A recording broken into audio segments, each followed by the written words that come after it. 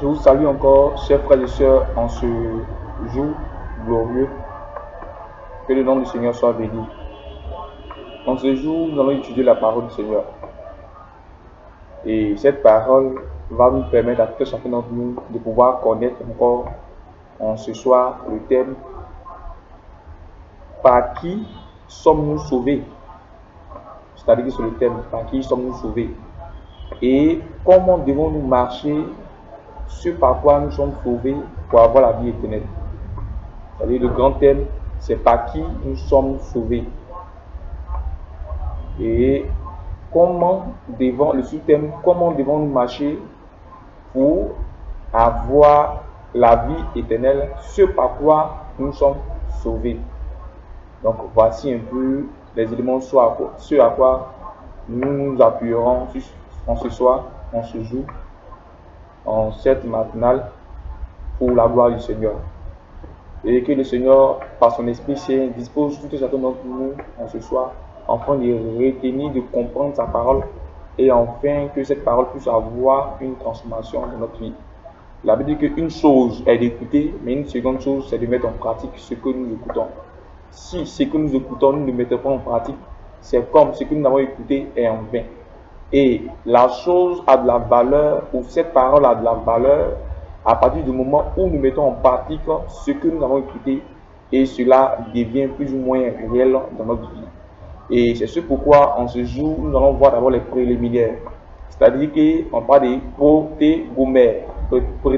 Protégomères, c'est-à-dire ce sont les préliminaires, c'est-à-dire ce qu'on doit voir d'abord avant de pouvoir aborder le sujet. Et nous voyons selon la Sainte Bible qu'il y a deux religions.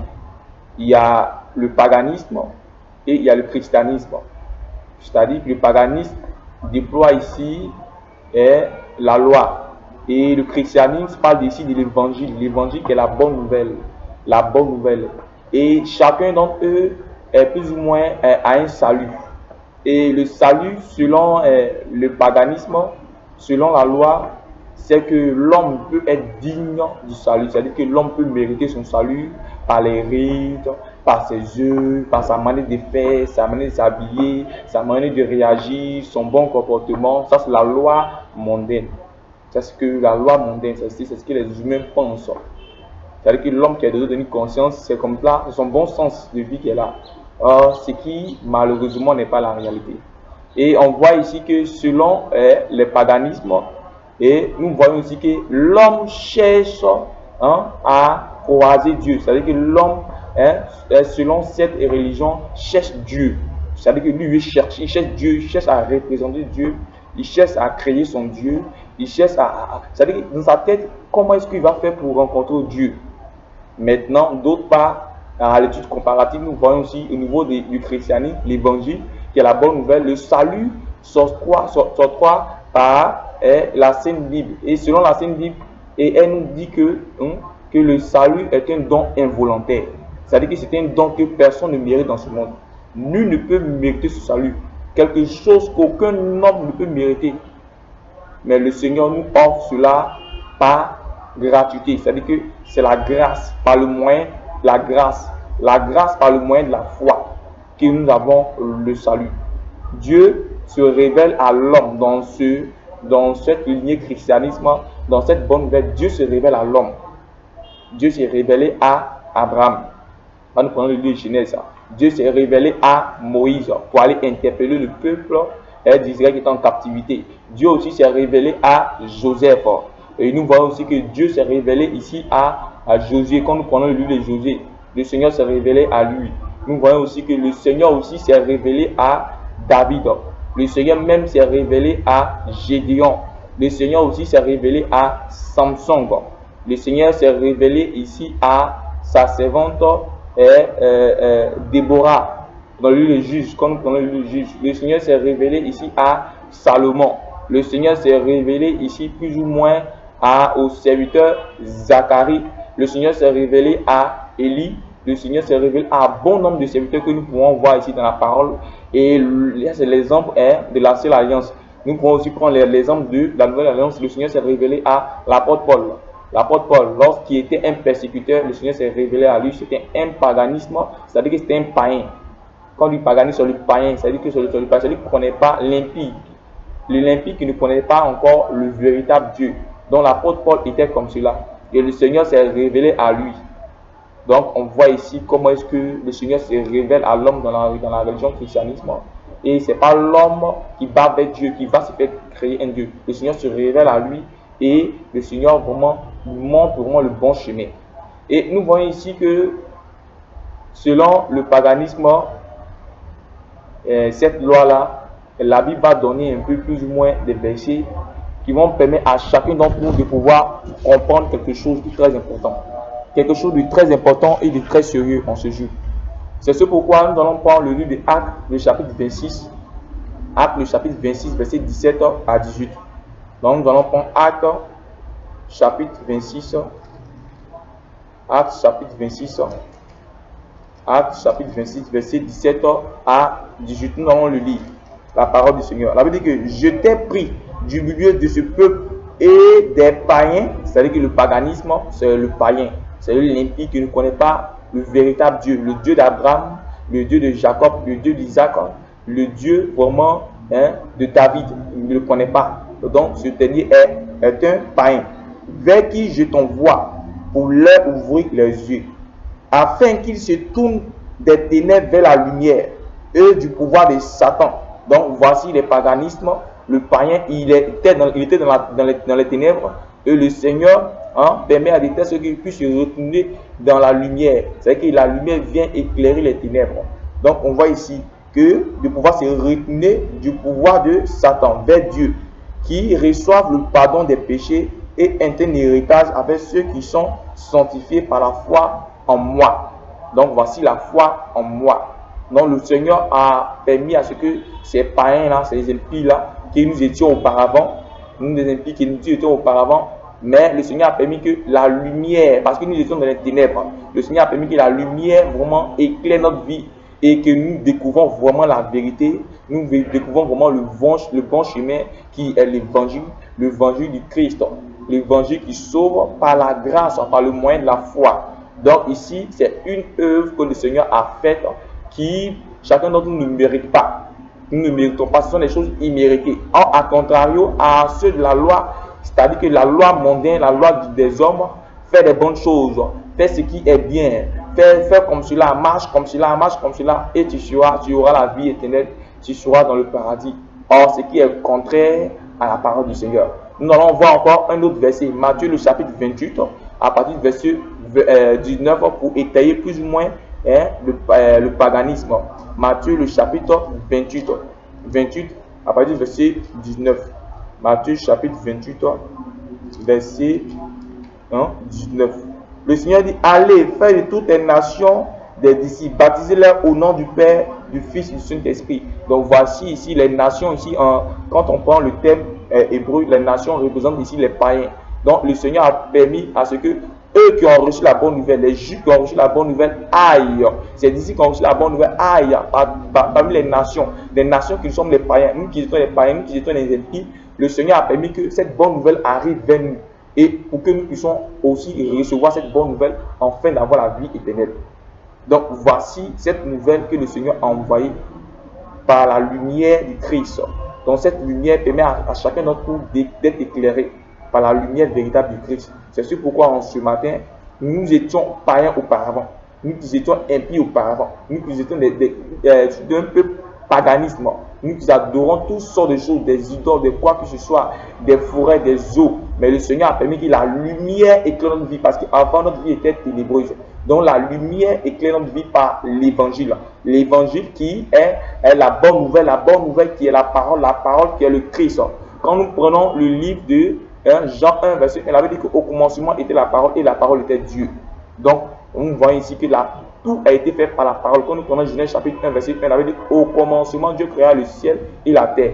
Il a dit à la lumière que la lumière soit et la lumière fut par la parole. Dans la parole, Dieu a créé tout. Donc, la parole de Dieu se trouve dans la Sainte Bible. C'est la seule unique parole de Dieu qui puisse exister dans le monde. À part elle, il n'y a point d'autres paroles. Toutes ces autres paroles qui viennent ailleurs, ce sont des paroles mortes.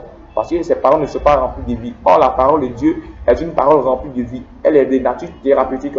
elle a la possibilité de pouvoir transpercer l'âme, diviser l'âme et l'esprit.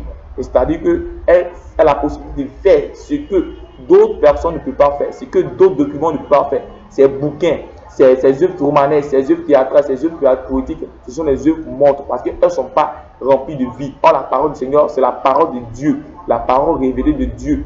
La parole, comme nous prenons le 2 Timothée chapitre 3, verset 7, la Bible dit que toute parole est révélée de Dieu, c'est-à-dire que toute parole est inspirée de Dieu. Donc cette parole est inspirée de Dieu. Cette parole est descendue par l'inspiration du Saint-Esprit qui a permis à ce que ses disciples, ses enfants, les rois, comment dire, pécheurs écrivent cette parole. Donc c'est sur l'inspiration du Saint-Esprit que ces serviteurs ont écrit cette parole. Donc nous voyons ici que cette parole est authentique. Donc la vraie vérité, la véritable vérité se trouve dans cette parole. Mon frère, ta guérison se trouve dans cette parole. Mon frère, ta réussite se trouve dans cette parole. Mon frère, la Bible dit dans le livre de Josué, le chapitre 1, verset 8, la Bible dit que celui de la loi ne se loin pas de la bouche, afin que tu aies de la réussite du succès dans tout ce que tu vas entreprendre. La réussite du succès ne se trouve pas chez ton pasteur. La réussite du succès ne se trouve pas dans ta communauté où tu es. La réussite du succès ne se trouve pas dans ton église. Quoi que ce soit, tes dénominations, tes religions. Mon frère, arrête d'être religieux. La réussite se trouve dans la parole. Or, la parole, c'est le Christ. Lorsque tu vas la méditer, la Bible dit que dans le livre de Proverbes, chapitre 4, verset 20 à 22, la Bible dit que mon peuple, mon fils, prête ton oreille vers moi.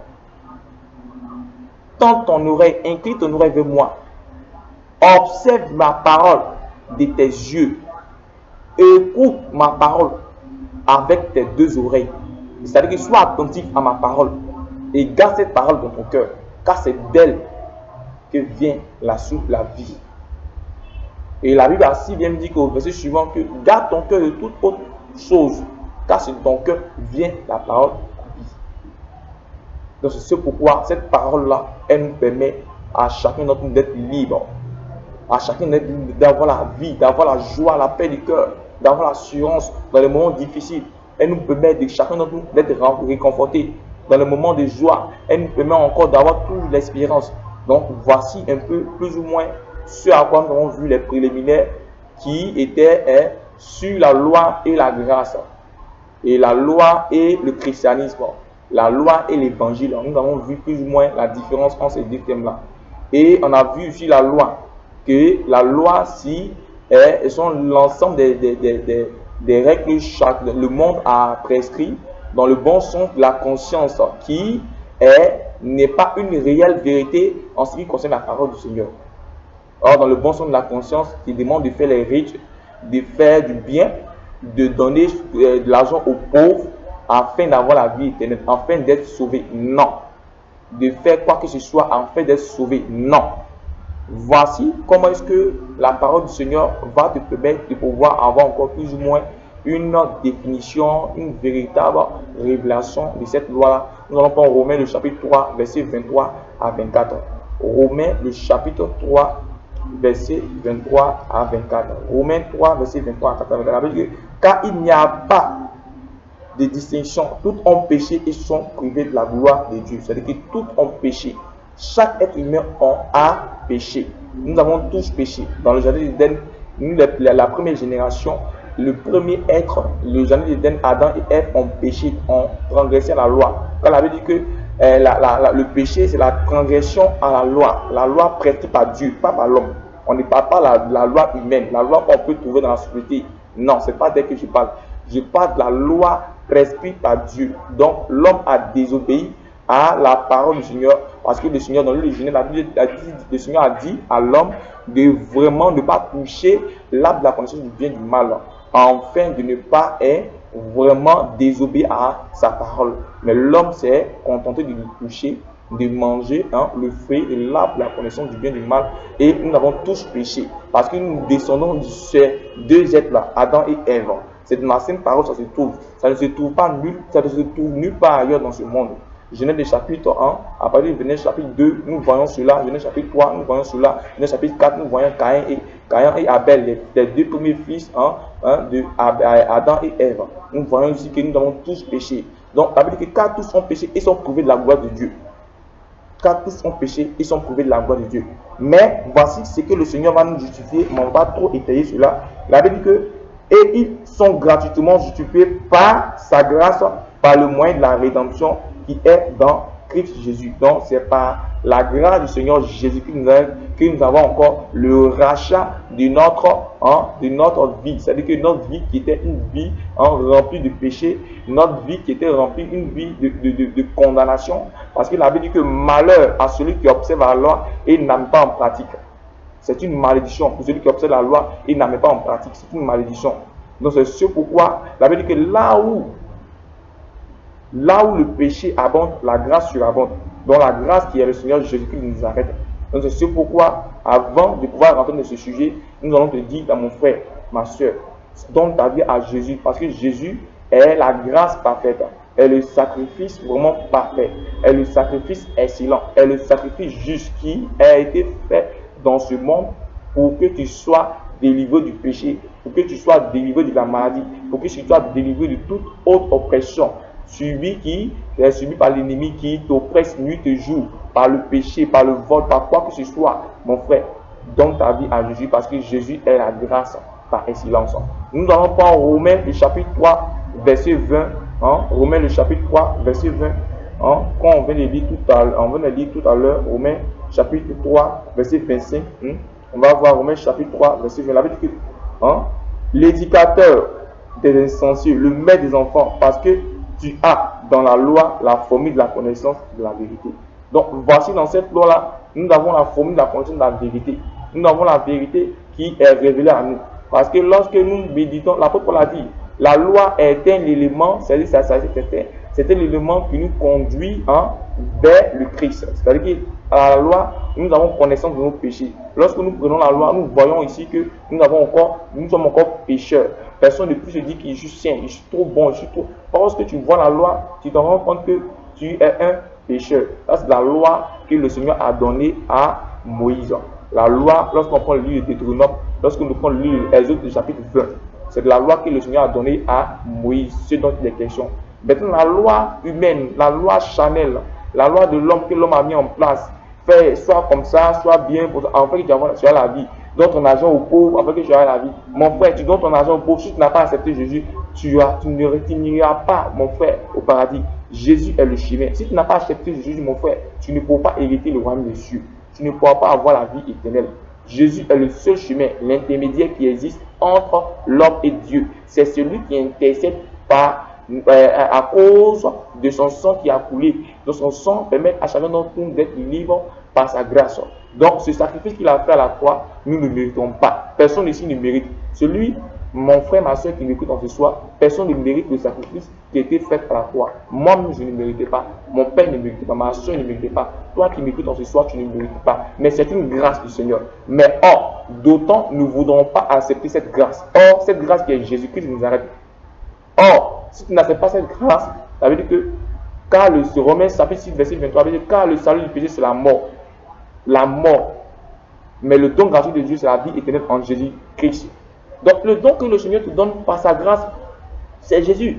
Mais Jésus qui est la grâce, Jésus qui est l'évangile, le christianisme, l'évangile authentique de Jésus-Christ qui te sauve par sa grâce, tu la laisses et tu vas t'entremêler à la loi humaine, au désir humain, au désir de ta conscience, qui te fait croire qu'en faisant du bien, en faisant quoi que ce soit, tu iras au paradis. Mais si tu fais du bien et que tu n'acceptes pas Jésus, mon frère, c'est en vain. Mieux vaut accepter Jésus et en même temps faire du bien. On va expliquer ce thème-là à la langue. Donc nous allons prendre Romains le chapitre 6, Jean le chapitre 6, verset 33 à 35. Jean chapitre 6, Jean le chapitre 6, verset 33 à 35.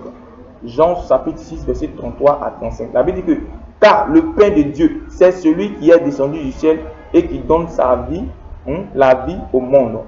Et lui dit, Seigneur, donne-nous toujours ce pain-là. Jésus lui répondit, moi je suis le pain de vie. Celui qui vient à moi n'aura jamais faim et celui qui croit en moi n'aura jamais soif. Donc Jésus est le pain de vie. Le pain qui a donné sa vie pour ses brebis. Nous allons voir et expliquer plus ou moins ce thème-là à la langue. Donc Jésus est le chemin. Jésus est le pain de vie, le pain descendu du ciel. Le pain par qui nous devons avoir la vie éternelle. Donc c'est ce pourquoi toi qui m'entends ce soir, je te demande, mon frère, de donner ta vie à Jésus. Nous allons encore étayer encore ce thème de la loi là, Jean le chapitre 6, verset 51 à 54. Donc nous voyons ici que la loi ne peut pas vraiment sauver chacun d'entre nous. Donc nous allons plus ou moins avoir cette différence là à la langue.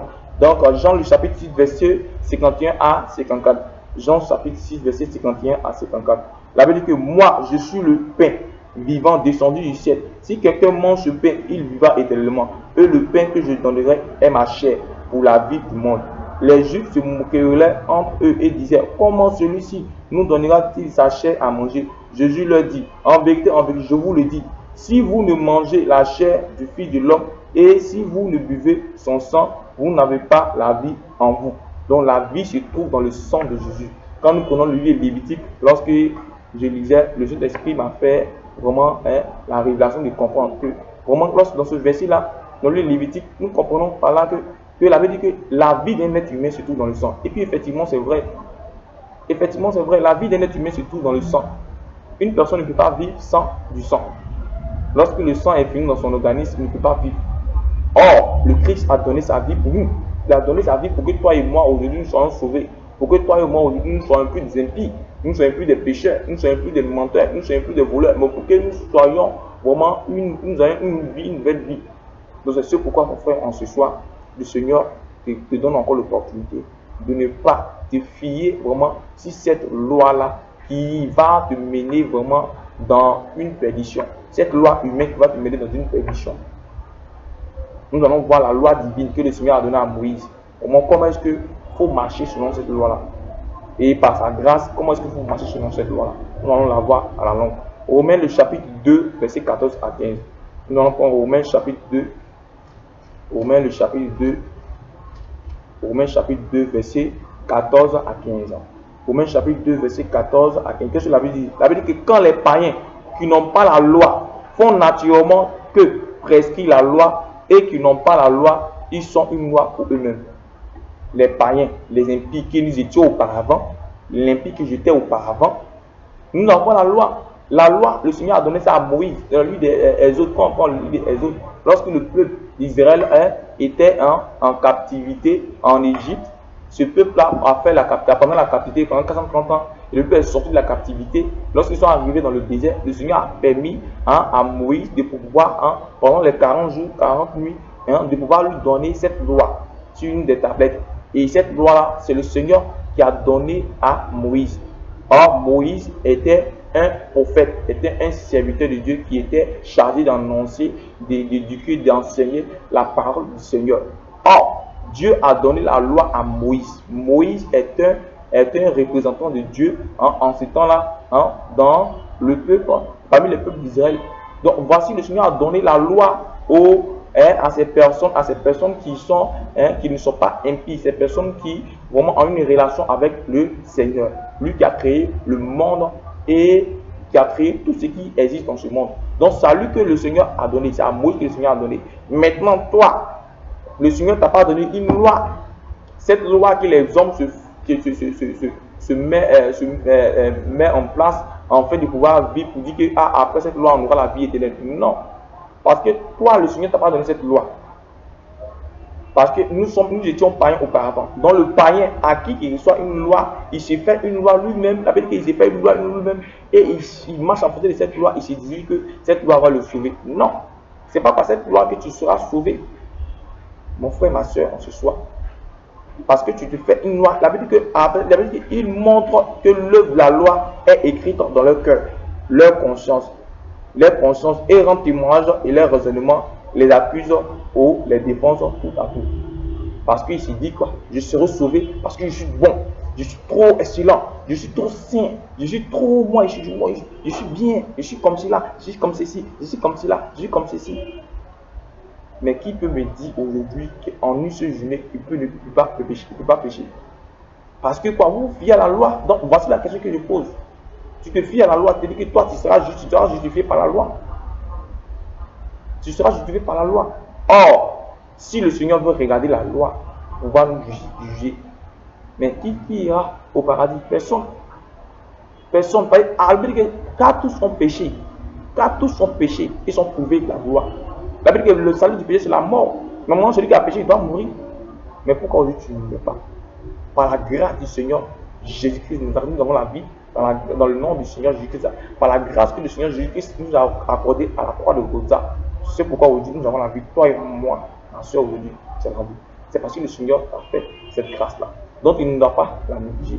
Romains le chapitre 7, verset 7, nous allons voir encore ce thème de la loi là qui vraiment embrouille beaucoup de personnes. Romains 7, verset 7. Romains 7, verset 7. La Bible dit que dirons-nous donc? La loi est-elle péché? Certes non. Mais je n'ai connu le péché que par la loi. Car je n'aurais pas connu la convoitise si la loi n'avait dit tu ne convoiteras pas. Et le péché profitant de l'occasion, produisant en moi par le commandement toutes sortes de convoitises, sans cette loi, le péché est mort. Donc voici ici la loi de l'Éternel, la loi que le Seigneur a donnée à Moïse dans le livre de Lévitique. Deutéronome fait le bref résumé de tout ce qui s'est passé depuis Genèse, Exode, Nombre, tout ça. Donc voici Lévitique aussi. Donc Deutéronome fait le bref résumé de tout cela. Donc nous voyons cela dans le livre de Deutéronome. Le Seigneur a donné une loi à Moïse.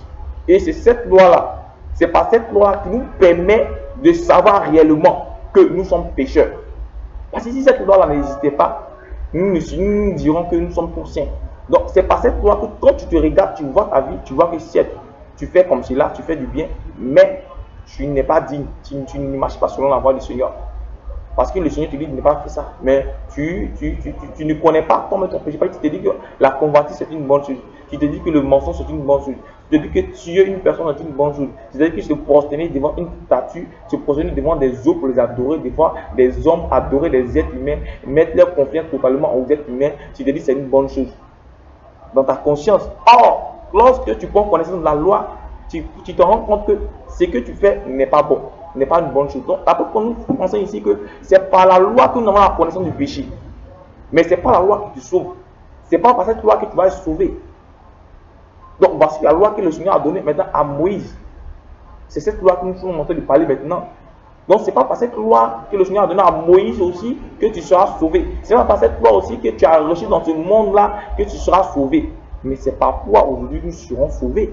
Voici le problème. Lorsque nous avons fait le bref résumé de tout cela, on voit que ici, la loi lorsque nous sommes dans la loi, nous sommes sur la domination du péché. Nous sommes sur la domination du péché. Quand nous vivons par la loi, nous sommes sur la domination du péché. Parce qu'à tout moment, le péché va toujours nous accuser, va toujours nous culpabiliser. Donc c'est sûr pourquoi ici, tu dois comprendre, mon frère, ma soeur, que la loi est un tel élément un précepte qui t'emmène vers, qui te permet de donner un point d'abord, un premier point de vue, qui permet de refléter ta mauvaise vie cachée que tu acceptais auparavant dans ton cœur. Tu te disais que c'était bien. Mais quand tu lis la loi du Seigneur, quand tu lis les préceptes et la parole du Seigneur, tu t'en rends compte qu'elle est un miroir qui te permet de pouvoir regarder réellement ta vie cachée. Donc cette parole-là, lorsque tu la lis, elle te lit toi-même. C'est-à-dire qu'elle révèle en toi des choses cachées.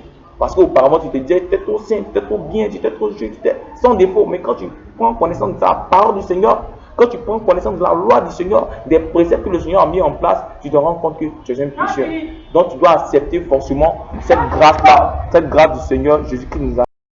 Donc, voici un peu ces éléments de base qui sont mis en place.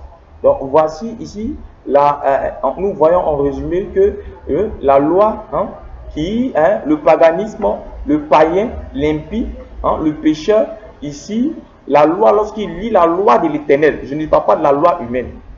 La loi mise en place par les philosophes, la loi mise en place par toutes sortes de quoi que ce soit de ce monde. Je ne te parle ici de la vie éternelle. Je ne te parle pas de la vie terrestre. Oui, je ne t'empêche pas de pouvoir marcher selon ces lois, respecter les lois que la société ou même chaque citoyen, chaque gouvernement a mis en place dans la communauté ou bien dans la vie en société ou bien dans la vie ou bien dans le pays. Non, mais je ne parle ici de la vie éternelle, la vie après la mort. La vie qui sauve, la vie du Christ qui sauve. C'est de cette vie-là que je te parle. Donc c'est sûr pourquoi ici, la loi pour le pécheur permet à celui qui était impie, celui qui était pécheur, celui qui était menteur, celui qui était vraiment une personne qui demeurait, qui persistait dans le péché, dans une vie de péché, permet à ce dernier, lorsqu'il lit la loi de l'Éternel, de pouvoir plus ou moins se repentir. Il savoir ici que dans sa vie, il y avait des choses que le Seigneur, vraiment que le Seigneur n'aimait pas. Mais cela arrive à nu, cela se met à nu lorsqu'il se met à pouvoir méditer la parole du Seigneur. Là maintenant, je te parle de la loi que le Seigneur a donnée à Moïse. Dans le livre des Exode, du chapitre 20, quand on prend les Exode, quand on prend Lévitique, quand on prend Deutéronome, cette loi y est prescrite. Donc voici la loi que le Seigneur a donnée à Moïse, a donnée aussi à son serviteur Moïse dans vraiment dans le livre des Exode de l'Ancien Testament. Cette loi aussi existait auparavant, même dans le jardin d'Éden, le Seigneur a donné cette loi. Tu ne mangeras pas le fruit de l'arbre de la connaissance du bien et du mal. Donc voici cette loi que le Seigneur a donnée. Ça, c'est une jardin d'Éden. La loi existait avant même, comment dirais-je, que l'homme ne soit chassé du jardin d'Éden. Donc nous voyons ici que la loi au pécheur, lorsqu'il prend cette loi-là, il se rend compte que sa vie n'est pas bien. Il se rend compte que sa vie n'est pas une vie semblable à ce que le Seigneur, son Dieu, créateur, désirait. Donc vraiment, il permet à ce dernier l'évangile de repentance, il se répand, il trouve le chemin de ce salut. Il trouve le chemin de ce salut dans cette loi, dans cette parole du Seigneur là. Lorsqu'il la médite, il voit que il y a un péché, vraiment qu'il y a quelque chose que le Seigneur n'aime pas, que je fais. Je fais le meurtre. Je ne savais pas que le meurtre n'était pas un péché. Je ne savais pas que le vol n'était pas un péché. Mais à la connaissance de la loi de l'Éternel, on se rend compte que tous ces éléments sont mis à nu et nous nous mettons maintenant vers la voie du salut, et rapidement nous partons vers la grâce, nous partons vers l'évangile.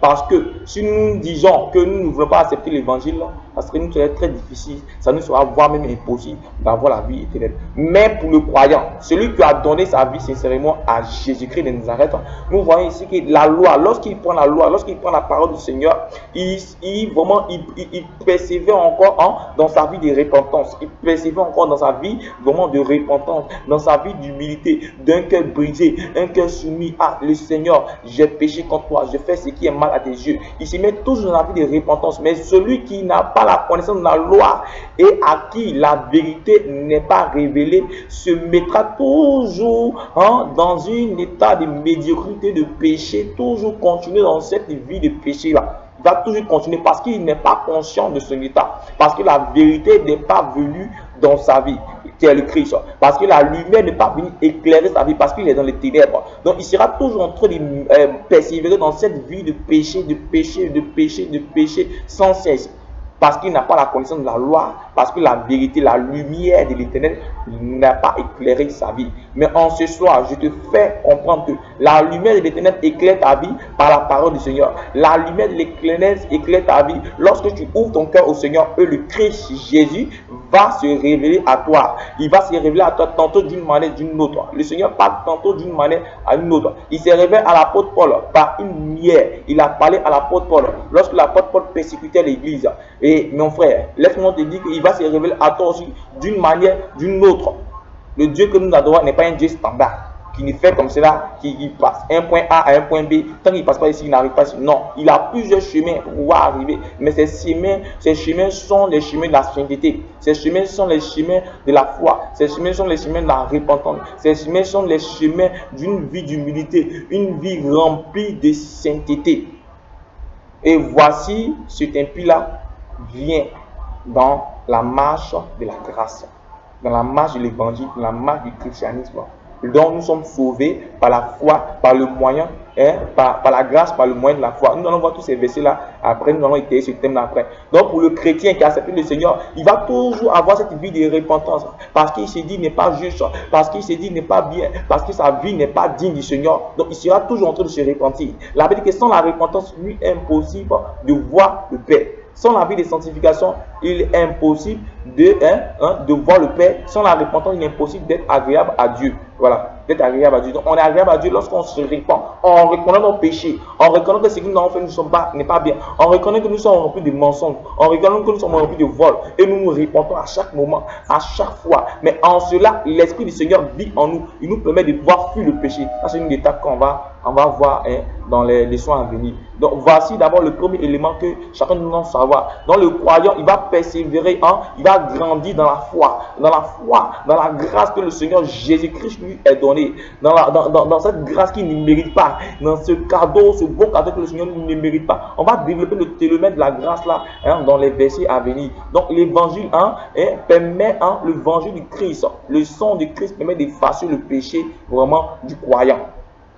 Le pécheur qui ne vient pas à Jésus, le sang du Seigneur n'a pas d'effet sur sa vie. Mais celui qui vient à Jésus, qui accepte Jésus, la Bible dit qu'automatiquement le sang du Seigneur efface son péché. Parce que lui-même, il a si bien dit dans le livre de Jean 3, à partir du verset 17 à 18, il a dit qu'il n'est pas venu condamner le monde, mais il est venu pour que le monde ait la vie. Le monde est la vie. Le monde est la vie. C'est pourquoi, mon frère, ma soeur, tu dois bien le comprendre. La Bible dit qu'il y a de la joie dans le ciel lorsque un païen se répand. Luc, le chapitre 16, comprend, après les autres versets, la Bible dit qu'il y a de la joie dans le ciel lorsqu'un païen se répand. Donc, raison pour laquelle le Seigneur, vraiment, sera très heureux pour toi, mon frère. Parce que cette nouvelle, cette bonne parole, mon frère, tu dois la recevoir pour avoir la vie éternelle. Je te parle de la vie éternelle. Je ne te parle pas de la vie, c'était ici. Non. Tu dois la recevoir pour avoir la vie éternelle. Donc la loi est la promulgation de la grâce de l'évangile par l'Esprit de Christ. Donc la loi permet de promulguer l'évangile de la grâce qui, par l'Esprit du Seigneur Jésus-Christ. Donc cette loi nous amène vers le Seigneur. Je parle de la loi que le Seigneur a donnée à Moïse, qui est dans la parole du Seigneur. Je ne te parle pas de la loi mondaine. La loi mondaine, elle te permettra de pouvoir être une personne bien, de pouvoir respecter. Tu ne voleras pas. Si tu ne voles pas, tu ne seras pas en prison. Ça, c'est une loi mondaine. Toutes ces lois mondaines là. Mais je ne parle pas de la loi du Seigneur qui donne la vie éternelle. Donc nous voyons ici que si vraiment nous voulons mélanger la loi, ceux qui sont justifiés par la loi, c'est-à-dire qu'ils veulent c'est-à-dire qu'ils se disent sont purs par eux-mêmes, par leur propre volonté, c'est-à-dire qu'ils vont être sauvés parce qu'ils sont bons, parce qu'ils donnent de l'argent aux pauvres, parce qu'ils sont bien, ils font du bien partout. Non, je ne dis pas de ne pas faire du bien. Je ne dis pas de ne pas faire du bien, mais faire du bien lorsque tu donnes ta vie à Jésus. Lorsque tu donnes ta vie à Jésus et que tu fais du bien, la vie éternelle court avec toi. La vie éternelle court vers toi. La vie éternelle vient vers toi. Mais si tu ne donnes pas ta vie à Jésus, tu fais du bien, mon frère. Ça ne sert à rien. Donne ta vie à Jésus et tu fais du bien. On va développer ce thème à long. Et tu fais du bien, tu verras, les grâces vont découler à la vie.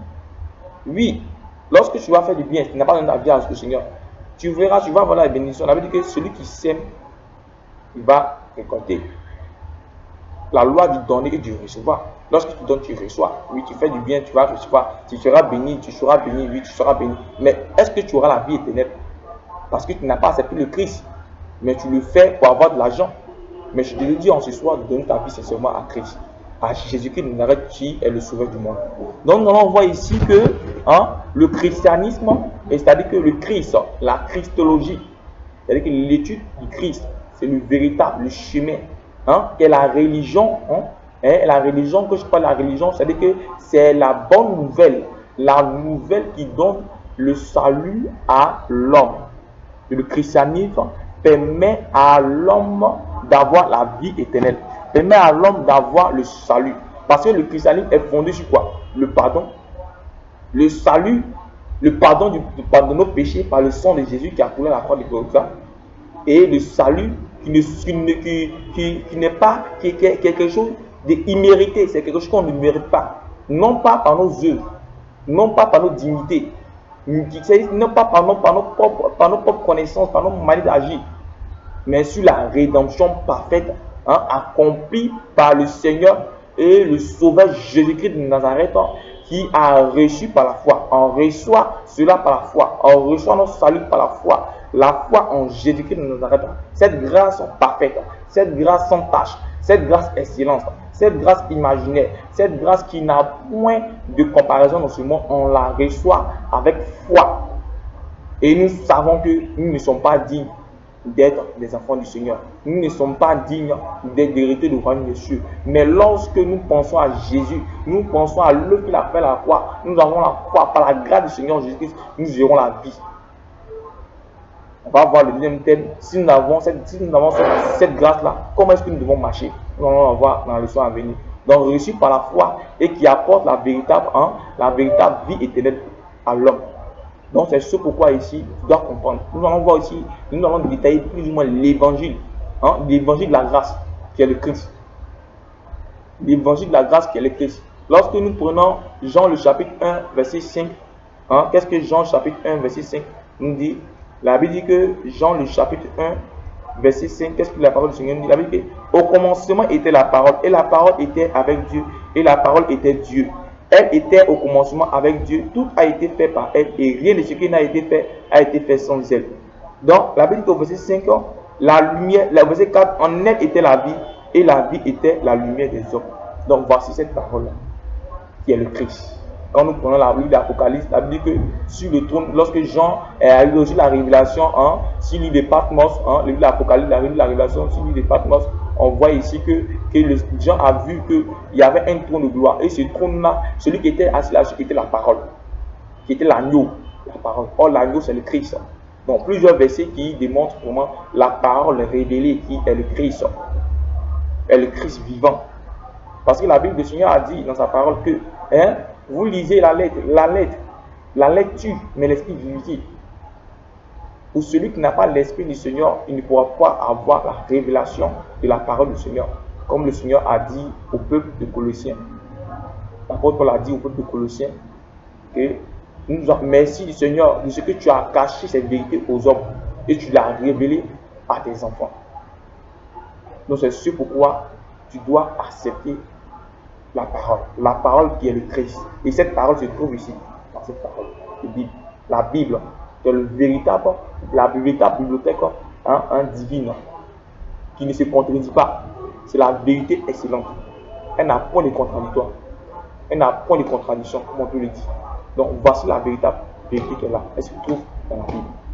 Donc tu dois t'en procurer d'abord, dans un premier temps. On a déjà vu les leçons précédentes, comment est-ce qu'il faut donner sa vie au Seigneur.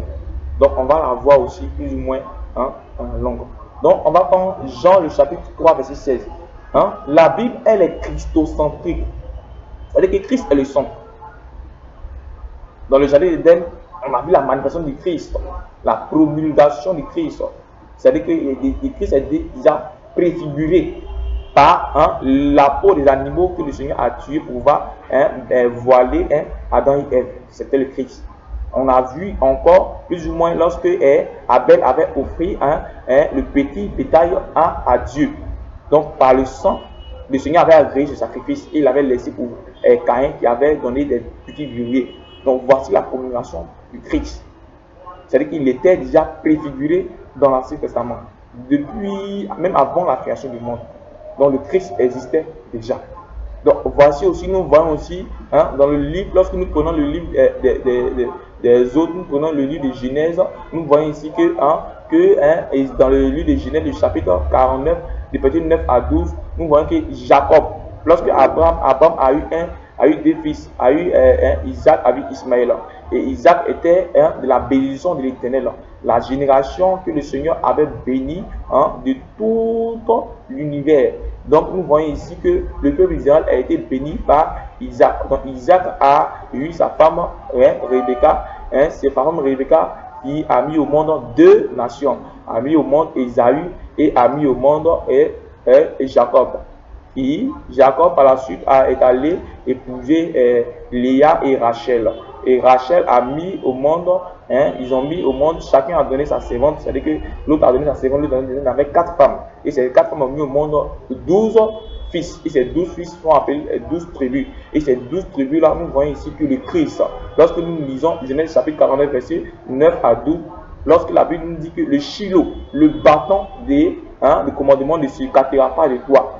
De qui? La tribu de Juda. Or, le Christ vient de la tribu de Juda. Donc, avant même que le Christ n'arrive, depuis des siècles, il était déjà préfiguré. Donc, le bâton ne se cassera pas de la tribu de Juda. Or, la tribu de Juda, le Christ vient de la tribu de Juda. Or, de la tribu de Juda est sorti David. Or, de David est sorti, de David, avant que David n'arrive, on avait Isaïe. Isaïe a eu 8 fils. Et le 8e était David. Donc nous voyons ici que David est sorti après Daniel, après la déportation de Babylone, tout et tout. Nous avons vu le Christ qui est né vraiment à Bethléem.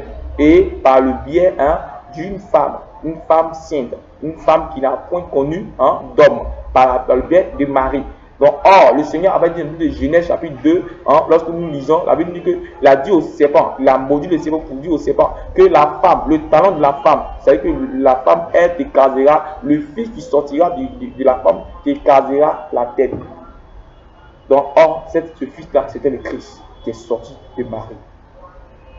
Et la Bible dit qu'il était conçu par la vertu du Saint-Esprit. C'est-à-dire qu'il n'y a pas eu de rapport sexuel. Il n'y a pas eu de rapport sexuel. Donc la Bible dit qu'il est sans tache, sans défaut, l'agneau immolé. Lorsque le peuple d'Israël était en Égypte, nous avons vu que lorsqu'il était en difficulté dans la main de Pharaon, Pharaon était en train de les persécuter. Qu'est-ce qui s'est passé? Le Seigneur a décidé de ce que il envoie son serviteur Moïse pour aller délivrer ce peuple-là. Et lorsqu'il allait, il allait dire à Pharaon de laisser son peuple pour que le peuple puisse aller l'adorer dans le mont, dans le lieu où il avait donné à Abraham, sur le mont Horeb. Mais Pharaon a refusé cela. Et lorsque la Bible, on voit dans le livre de Genèse, la Bible dit que les autres, nous voyons que le Seigneur a frappé 10 plaies, des 10 plaies d'Égypte. Et avant qu'il les frappe, il a demandé à ce qu'on tue un agneau immolé, un agneau sans tache, un agneau sans défaut, un agneau sans péché.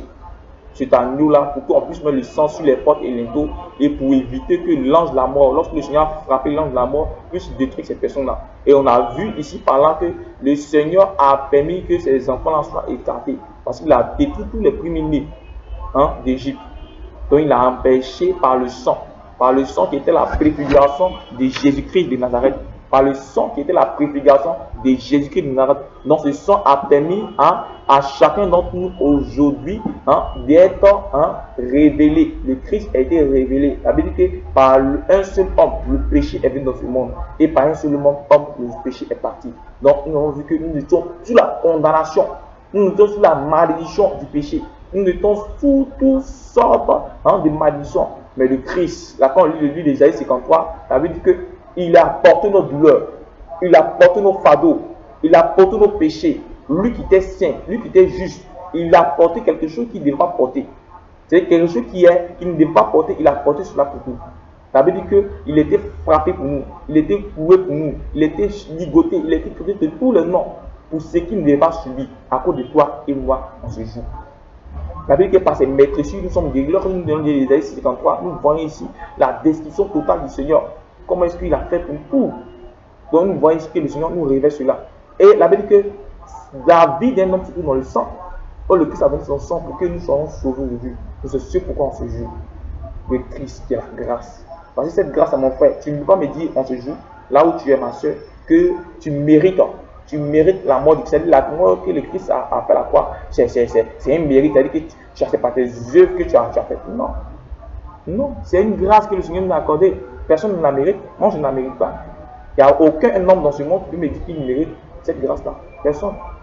Donc c'est une grâce, c'est un cadeau. Quand on dit un cadeau, quand on dit une grâce, c'est quelque chose qu'on ne mérite pas. C'est-à-dire que tu veux me donner quelque chose, mais je ne mérite pas la chose, mais je me la donne et je la reçois avec foi. C'est comme ça qu'on reçoit Christ avec foi. Christ qui est la grâce, on le reçoit avec foi. Donc mon frère, ma soeur, reçois Christ avec foi en ce jour. Reçois le Christ avec foi en ce jour. Donc si nous voulons prendre la loi afin de pouvoir la mettre dans plus ou moins la grâce, nous verrons que ici Christ sera mort cadeau. C'est-à-dire que si nous voulons être justifiés par nos œuvres, nous voulons justifier par nos manières de vivre, nos manières de réagir, nous verrons que Christ est mort cadeau. C'est-à-dire que l'homme n'est plus justifié par Jésus-Christ, par le sang de Jésus-Christ. C'est-à-dire que lui-même, il est justifié par lui-même ses œuvres, parce qu'il agit bien, donc il va au paradis, parce qu'il est gentil, il va au paradis. Non, l'apôtre Paul a dit que si vous êtes justifié par la loi, c'est que Christ est mort cadeau. C'est que Christ est mort. Or, Christ ne peut jamais mourir cadeau. Christ ne peut jamais mourir cadeau. C'est impossible que Christ soit mort cadeau. Donc ça veut dire que le péché de l'homme n'a pas été effacé. Or, on avait dit que c'est le sang de Jésus qui a effacé tous les péchés.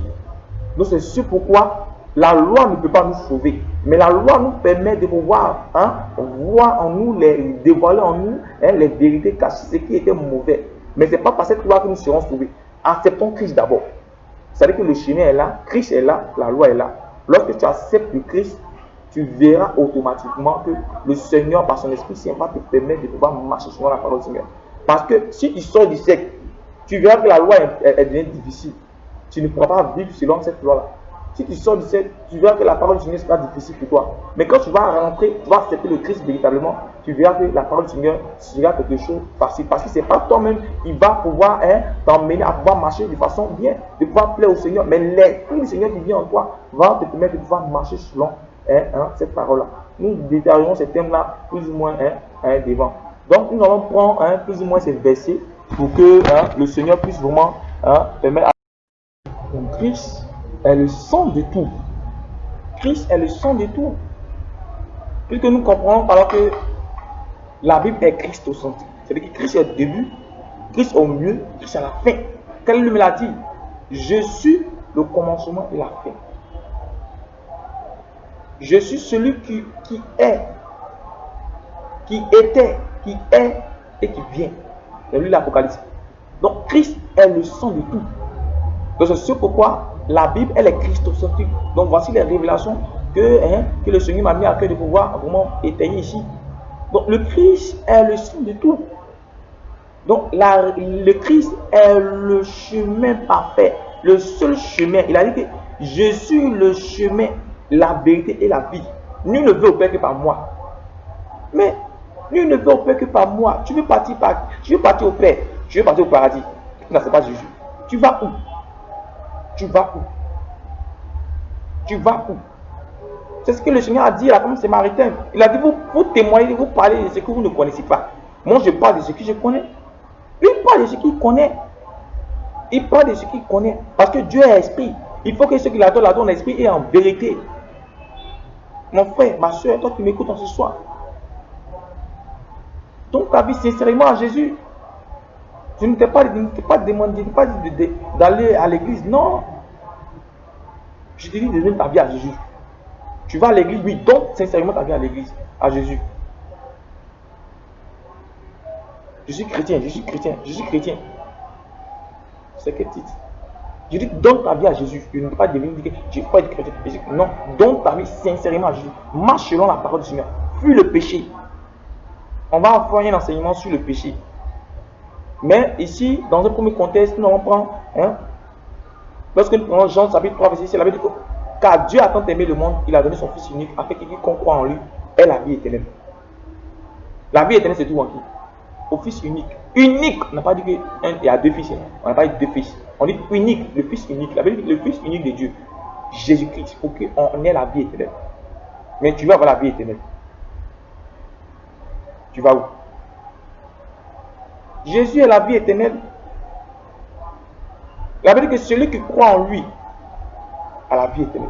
Mais celui qui ne croit pas est déjà condamné. Donc pour toi qui n'as pas encore donné ta vie à Jésus, tu es hors sec. Tu es hors sec. C'est-à-dire que tu n'es même pas contre le sec. Tu n'es même pas contre le sec. Tu n'es pas contre le sec.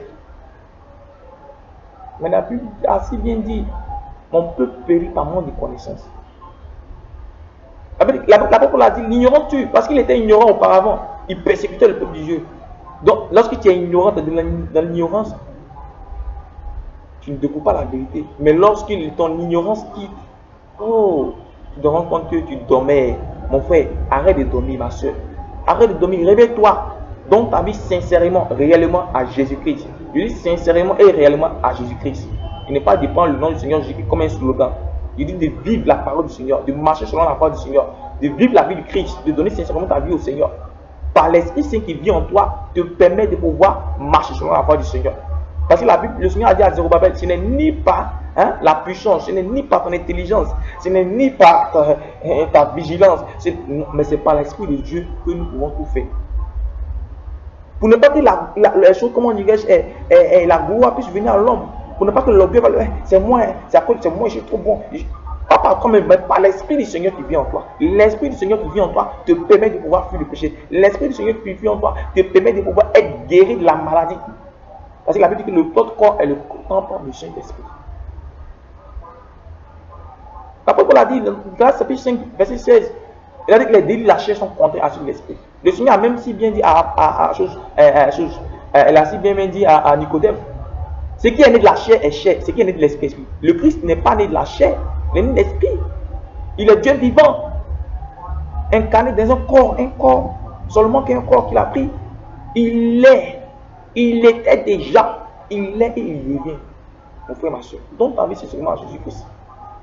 Et c'est pourquoi, lorsque nous prenons ce verset Jean 3,16 là, qui est l'élément clé, le sauveur, le sacrifice salvatrice que le Seigneur effectue à la croix de Golgotha, pour le rachat de notre âme, pour la sanctification, pour la purification, pour la vie éternelle, se trouve dans le sang de Jésus.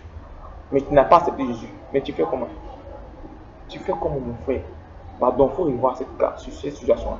Donne ta vie à Jésus. J'entends parler de ça depuis longtemps, mais prends une décision de donner ta vie au Seigneur Jésus. La vérité, que c'est à un homme de gagner le monde s'il perdait son âme? Tu vas gagner les biens matériels de ce monde, les belles chaussures, les beaux vêtements, la forme, ses maisons, tout, ses véhicules, tu vas les avoir, ses renoms, partout par là, tu vas l'avoir. Mais que c'est un homme d'avoir le monde et s'il perdait son âme?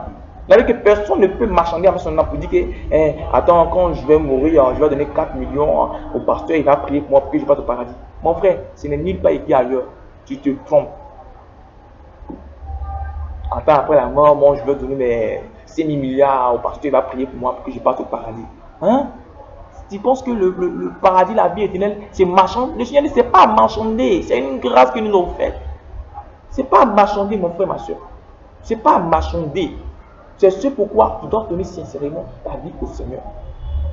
Ça sert à quoi? D'avoir les belles voitures. Et puis, d'aller en enfer. De ne pas avoir le bon chemin. Le chemin, le bon chemin, le véritable chemin, l'unique chemin que Jésus qui nous a fait. Ça sert à quoi? La Bible a dit dans le livre de Jean, le chapitre, Matthieu, le chapitre, comme Matthieu chapitre 6, verset 33, je crois bien, Matthieu 6, verset 33, la Bible dit que cherchez premièrement le royaume des cieux et la justice de Dieu, et le reste viendra par-dessus. Cherchez premièrement le royaume des cieux. Le reste, c'est quoi? L'argent, c'est quoi? Les maisons, c'est quoi? Les véhicules, c'est quoi? Ça, ce sont des formalités, ce sont des choses, formalités. Mais c'est de ça que tu vas courir. Non! Cherche premièrement le royaume des cieux. Et la justice, tu verras tout, le reste viendra après. Mais tu fais quoi? Mon frère, ma soeur, tu fais quoi? Tu prends ton temps, depuis tu as pris ton temps à chercher de l'argent, à chercher quoi? Chacun fait, chacun vit. Tu te sens culpabilisé, tu te sens ridiculisé, parce que tu n'as même pas encore fait l'objectif. Mais en Jésus qui nous arrête, mon frère, il y a cette vérité-là, il y a cette paix du cœur-là, il y a cette assurance de vie, il y a cette joie que l'on ne peut expliquer, que la médecine ne peut pas expliquer. Mon frère, Jésus-Christ est vivant. Jésus-Christ est bon, hein? Il est bon, mon frère. Il a dit que la possibilité que le Seigneur nous a donné de pouvoir l'accepter, c'est une grâce. Il a dit que tout s'obtient grâce à grâce. On ne mérite pas. Grâce à grâce. Je ne suis pas fier de dire que par mes propres efforts, j'ai accepté le Seigneur. Non. Mais c'est par la grâce du Seigneur, le Seigneur m'a levé en des ténèbres pour m'envoyer la lumière. C'est une grâce que le Seigneur m'a accordée. C'est une grâce. Ça veut dire que c'est une grâce. Donc, je ne peux que me réjouir de cette grâce-là. Mais je ne peux pas me réjouir de ma force qui a fait. Non. Mais je sais pourquoi, mon frère, qui dans l'ignorance, viens dans Jésus. Viens dans Jésus. Viens dans Jésus, mon frère. Pour toi qui as entendu cette bonne nouvelle, pour toi qui as donné ta vie à Jésus, parle, dis Seigneur, je dis à tes frères qui sont auprès de toi. Tu as cette vérité, puis tu la gardes. Tu la gardes pour toi seul. Mais et celui qui est auprès de toi, tu n'as pas cette vérité. Toi, tu vas sauver toi seul. Ne sois pas ingrat, ne sois pas hypocrite. Tu vas sauver toi seul. Tu vas avoir la vie éternelle toi seul. Maintenant, ton frère auprès de toi, il va aller en enfer. Il va aller dans la gêne. Il va aller dans le sou. Non. Donne-lui la bonne nouvelle. Annonce la bonne nouvelle. Là où tu es, mon frère, ma soeur, la beauté là, ça ne va pas te sauver. Je suis beau, genre, je suis un intellectuel, hein. Moi, je suis intellectuel, hein. Je suis diplômé, hein. Ok. J'ai le master, le doctorat, hein. Je suis un docteur agrégé, hein, à l'université de Harvard. Mon frère, ça ne peut pas te sauver. À l'université, ça ne peut pas te sauver. Tes titres, tes renommées, tes quoi? Je suis le meilleur scientifique de la Côte d'Ivoire, je suis le meilleur scientifique de l'Afrique, du monde entier, de l'Asie, de l'Amérique. Mon frère, ça là, ça ne peut pas te sauver. La seule personne qui peut te sauver, c'est Jésus qui nous arrête. J'ai une BMW, j'ai un véhicule pas possible. Moi, j'ai combien de milliards de mon compte en banque. J'ai plus presque 4 milliards de mon compte en banque. Mon frère, cet argent-là, tu mourras pour le laisser. Ces maisons-là, tu mourras pour les laisser. Mais je te parle en ce soir de la vie éternelle. Ne pense pas qu'après la vie, c'est fini. La Bible dit qu'il est seulement que donné à un homme de mourir une seule fois. Après la mort, vient le jugement. Mais celui qui est assis sur le trône pour juger, c'est qui? La Bible, c'est le Christ. Mais lui qui va venir juger le monde, tu ne le sais pas. Tu veux qu'il te juge. Seigneur, donne cette grâce à ceux qui m'écoutent en ce soir, de pouvoir comprendre cette vérité-là, en fait d'accepter véritablement, et d'accepter véritablement. Parce que cette grâce que tu m'as accordée, de pouvoir comprendre, Seigneur, donne aussi à mon frère qui est là, qui m'écoute, ma soeur qui m'écoute, en fait qu'il puisse se rendre compte que vraiment c'est quelque chose qui ne doit pas s'amuser avec. Quand nous prenons le livre des Galates, le chapitre 3, verset 1, verset 13, la Bible nous dit que, comme lui, les autres juifs usèrent aussi de dissimulation, en sorte que Barnabas même fut entraîné par leur hypocrisie. Au verset 16 jusqu'au verset 21, on va lire pour voir quel est l'évangile de grâce qui est le Christ. L'évangile authentique qui nous sauve, qui nous donne la vie éternelle. Je ne dis pas la vie c'est elle. La vie c'est elle là. Tu peux vivre 20 ans, 30 ans, 40 ans, mon frère, ma soeur, 200 ans. Aujourd'hui là, on voit que même pour arriver à 200 ans, 300 ans, c'est voie impossible. Mais ça sert à quoi de vivre 50 ans, 20 ans et puis aller à l'enfer? Ça sert à quoi? Ça sert à quoi? Il ne te demande rien. Le Christ t'a d'abord dit, ah mon frère, viens avec tes cartes en banque pour amener pour qu'il ait la vie éternelle. Non, il veut seulement que ton cœur. Il veut seulement que tu te donnes sincèrement à lui, que tu nais de nouveau comme Nicodème. On va expliquer ce thème-là après. Donc tu veux que tu donnes ta vie sincèrement. Donne-lui totalement sa vie, mon frère. Donne-lui sincèrement ta vie. Donc on voit ici que ce par quoi nous sommes sauvés. Ce par quoi nous sommes sauvés. Les gens pensent que tu seront sauvés par les bonnes consciences corrompues, les manières de réagir, de faire, qu'ils vont pas accepter le Seigneur, ils vont faire du bien, ils vont au paradis. Il est trop bon, lui il est trop bien, il donne de l'argent aux gens, il est trop gentil, lui il va au paradis. Pas le paradis.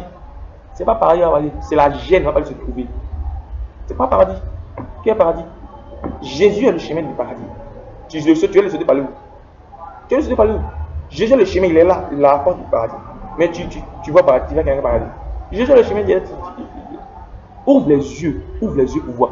Ouvre grandement les yeux pour voir, mon frère, ma soeur. Ouvre les yeux, ouvre grandement les yeux, je te dis, mon frère, ma soeur. Ouvre grandement les yeux pour voir. Ouvre grandement les yeux pour voir. Ouvre grandement les yeux pour voir. Ouvre les yeux. Ouvre vachement tes yeux pour voir. Ouvre grandement les yeux pour voir la vérité qui est. On va lire, on va voir ce par quoi nous sommes sauvés. Et on verra par la suite, si nous sommes sauvés, comment est-ce que nous devons marcher par la grâce qui est Christ. Comment est-ce que nous devons marcher pour être sauvés? Il y a un élément qui nous permet d'être sauvés. Il faut qu'on évoque cela. On a dit c'est la grâce. Donc on va donner des versets pour voir plus ou moins expliquer cela. Donc si tu es sauvé par cette grâce-là, comment est-ce que tu dois marcher? Ça. Pour avoir la vie éternelle. Ça. Donc c'est ce que nous allons voir là-dessus. Donc on prend Galates chapitre 2, verset 16 à 21. Il avait dit que, sachant que l'homme n'est pas justifié par les œuvres de la loi, l'homme n'est pas justifié par les œuvres de la loi. Es-tu clair? C'est clair. L'homme n'est pas justifié par les œuvres de la loi. Mais la loi n'est pas abolie. Non. La loi n'est pas abolie. Le Christ a dit, le Matthieu du chapitre 5, il a dit que, lorsque nous disons, il a dit que je ne suis pas venu abolir la loi, mais c'est moi qui joue l'accomplissement. Le Christ est l'accomplissement. C'est lui qui est le point final, c'est lui. Tu es en où encore? Tu es sauté par le où? Derrière lui, il n'y a plus rien encore. Il n'y a plus rien derrière lui. Christ est le point, il a mis le point, il est l'accomplissement de la loi. C'est lui. Tout la loi qui parlait, c'est de lui qui parlait. Accepte-le, donne ta vie à lui. Laisse-toi conduire par lui. Tu verras que son esprit va t'animer. Et tu verras que tu ne vivras pas par toi-même. Tu vivras par l'esprit. Et tu verras que tout ce qui te semble difficile, quand tu vois avec ta chair, ça c'est trop difficile, il ne peut pas marcher comme ça. Tu verras que ça serait facile parce que ce n'est pas toi qui vas faire. C'est l'Esprit du Seigneur qui est le moteur, le son de ta vie, qui te permet de pouvoir marcher selon la parole du Seigneur. Donc on va voir. On n'est pas justifié par la loi, par les œuvres de la loi. Fais comme cela, ça va bien. Fais comme ça, ça va bien. Fais comme ça, tu vas le paradis. Fais comme ça, tu vas le paradis. Non. On en voit par la suite que la loi, la grâce n'exclut pas la loi. On va le voir par la suite. On le voit. Donc, sachant que l'homme n'est pas justifié par les œuvres de la loi, mais par la foi en Christ Jésus. Nous aussi, nous avons cru en Jésus-Christ afin d'être justifiés par la foi en Christ et non par les œuvres de la loi, parce que nul ne sera justifié par les œuvres de la loi. Donc, la Bible dit que nul ne sera justifié par les œuvres de la loi. Donc, personne dans ce monde ne peut être justifié par les œuvres de la loi. Personne. Celui qui te dit qu'il sera jugé par les œuvres de la loi, il n'est pas venu. Il vient. Et qu'il prend compte il s'en rend compte de son erreur. C'est sa force doctrine qui est en train d'être véhiculée. Personne ne peut être jugé par les œuvres de la loi. Maman, si elle trop fait du bien, mais si elle fait de bonnes choses, mes bonnes choses vont augmenter, hein, et maintenant ce qui n'est pas bon là, hein, va diminuer, c'est ce qui est bon que tu vas regarder. Quand tu t'es sûr que ça, tu peux, avec ta chair, dans la chair que tu vis là, tu peux marcher, hein, seulement pour faire les bonnes choses, puis dépasser les bonnes choses, dépasser les mauvaises choses. La Bible, nous péchons par pensée, par omission, par commission. Même la Bible, même dans le, depuis le sein de notre mère, nous sommes déjà pécheurs. Avec la chair, tu vis là. Tu es sûr que tu peux surmonter cela. Si ce n'est pas par l'esprit que tu vas. L'esprit du Seigneur peut permettre de pouvoir surmonter cela. Mais avec la chair, tu ne pourras pas. Tu as fait les bonnes choses. Toi, tu es sûr que si le Seigneur veut te juger en fonction de tes bonnes œuvres, tu es sûr que tes bonnes choses vont dépasser les mauvaises. Jamais, tes bonnes œuvres ne peuvent jamais dépasser les mauvaises. Parce que tu vis par la chair. Tu ne vis pas par l'esprit du Seigneur. Si tu vis par l'esprit du Seigneur, tu sauras que ce n'est pas par toi. C'est pas par toi. C'est pas à toi la gloire. C'est pas à toi l'honneur. Mais c'est à Jésus l'honneur. Mais c'est parce que tu vis par la chair que tu penses que tes bonnes œuvres vont te dépasser. Donc tu iras au paradis. Tu seras dans le paradis. Dans quel paradis tu parles? Dans quel paradis tu parles? Il y a un seul paradis. Il y a un seul Dieu qui a créé le ciel et la terre. C'est le Dieu d'Abraham, le Dieu d'Isaac, le Dieu comment dire, d'Élie, le Dieu de David. C'est lui seul qui a créé le ciel et la terre. Lorsque nous prenons Genèse chapitre 1, verset 1. C'est lui ce qui a créé la vie, la terre. Il a tout créé. Tout ce qui se passe aujourd'hui, c'est pas lui. Celui que tu suis là, c'est lui qui a créé quoi? Dis-moi. Il a créé quoi? Lui que tu suis là. Moi, tu te fais un petit bois, ce bois que le Seigneur t'a donné la domination sur ce bois. Tu te fais un petit bois. T'es mon Dieu. C'est que Dieu. C'est ridicule. C'est humiliant. C'est pathétique. C'est chiant. C'est aberrant. Mon frère, ma soeur, c'est pas là le chemin. C'est pas le véritable chemin, c'est Jésus. Donc ta vie à Jésus, mon frère. La Bible dit qu'on n'est pas sauvé par quoi? Par les œuvres de la loi. Mais nous sommes sauvés par la foi en Jésus-Christ. Donc par la suite, on va lire verset 17, dans le chapitre 2, verset 17. Mais si en cherchant à être justifiés par Christ, nous étions nous aussi trouvés pécheurs, Christ serait donc serviteur du péché. C'est non. Car si je rebâtis les choses que j'ai détruites, je me constitue moi-même transgresseur. Donc, le Christ est venu dans ce monde pour mourir pour nos péchés. La Bible qu'il a porté, quand on lit Isaïe chapitre 53, il a porté nos douleurs, nos souffrances, nos péchés, et il les a cloués à la croix. Il est mort avec mon péché, il est mort avec ma malédiction, il est mort avec toutes sortes de maladies, il est mort avec tout ce qui n'est pas, tout ce qui n'est pas digne du Seigneur. Il est mort avec tout. Donc voici comment est-ce que le Seigneur nous sommes justifiés par Jésus. Et c'est par son sang que nous sommes lavés totalement de tout péché. Il n'y a plus de culpabilisation. Voici l'élément qui nous permet de pouvoir nous faire comprendre que le Christ est mort pour nos péchés. C'est sûr pourquoi, mon frère, ma soeur, tu ne dois pas alors encore être comme un chien. La Bible dit que le chien, lorsqu'il vomit, il peut se permettre, ou bien lorsqu'il fait les déchets, il défecte. Il peut se permettre de manger encore ce qu'il a défecté. Ne sois pas comme un chien. La Bible dit que nous ne soyons pas comme un chien.